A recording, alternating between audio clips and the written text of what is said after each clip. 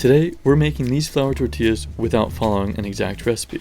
They're incredibly simple, light, durable, and only 5 ingredients. If you need some numbers to get started with, here are the amounts. 2.5 cups of all-purpose flour, 1 teaspoon of salt, 1.5 teaspoons of baking powder, 2 to 3 tablespoons of lard, finally 3/4 cup of warm water. If you're going to make these by feel, just think of those numbers as a loose ratio to go off of. Always adjust accordingly. So, going by feel, we'll add a generous heap of all-purpose flour to a large bowl, followed by 2 pinches of salt. I didn't want to dump a ton of powder into the bowl, so I added a sprinkle of it to my hand, and then into the bowl, before giving everything a good mix. Break out that lard and add about 2 tablespoons. It might get messy, but go in with your hands and start pinching the mixture. Mine was feeling dry, so I went with more lard. Pinch that around until you end up with something like this. Almost looks like a crumbly cheese, and it should be filled with little flour clumps. Add some warm water. I went in with about half of this cup and mixed it around to form this shaggy mess right here. It wasn't sticking together enough, so I added a little bit more water. That looks better, and at least it looks like it could form into a ball. I floured my cutting board and started kneading, only to realize that my dough was a little too wet. Things were sticking to the board, so I just mixed in a little bit more flour. Here's the technique I'm going with.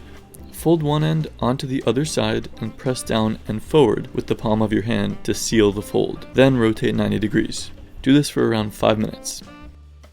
At the end of those 5 minutes, you should have a ball kind of like this. Cover with a towel and let sit for about 10 minutes.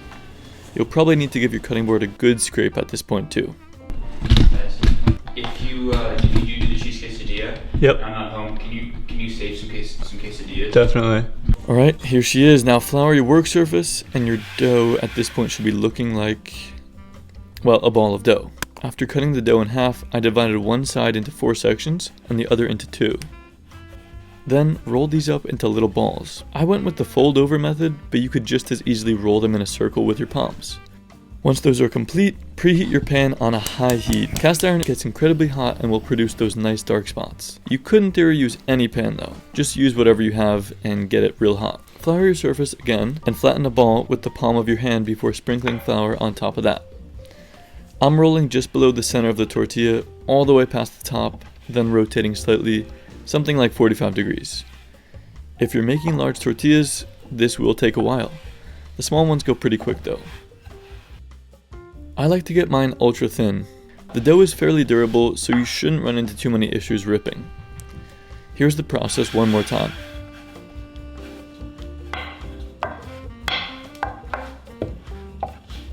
To make sure these don't dry out, I like to roll a few, cook those, roll a few more, and then cook those, and keep going. Your pan should be ripping hot by now, so just drop your tortilla down gently.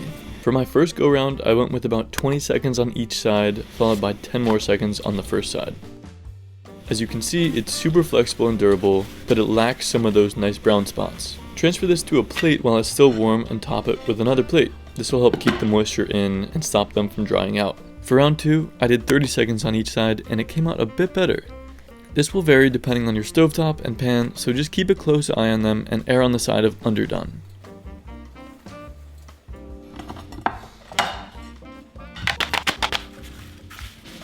Now for a quick quesadilla. I'm grating up some cheddar cheese and mixing that with some cotija.